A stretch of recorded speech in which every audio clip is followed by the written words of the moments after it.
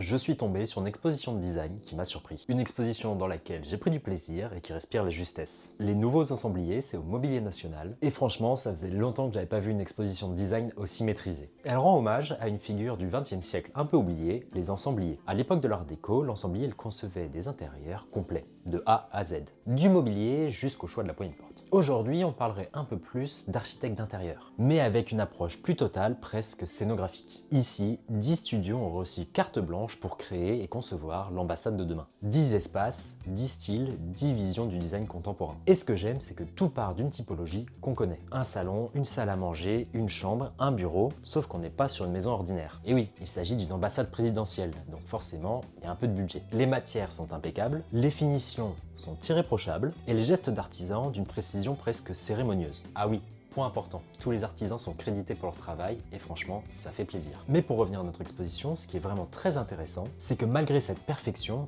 eh bien il n'y a pas de démonstration.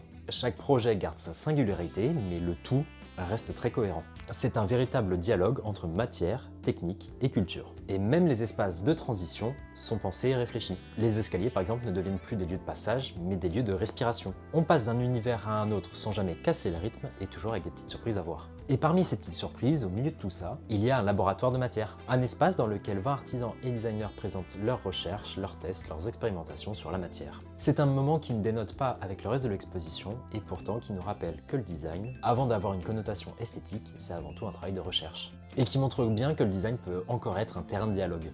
Entre le designer d'intérieur et les artisans, entre le geste et la pensée, entre le passé et le futur. Et dans un moment où tout doit briller, c'est peut-être ça le petit plus, la justesse.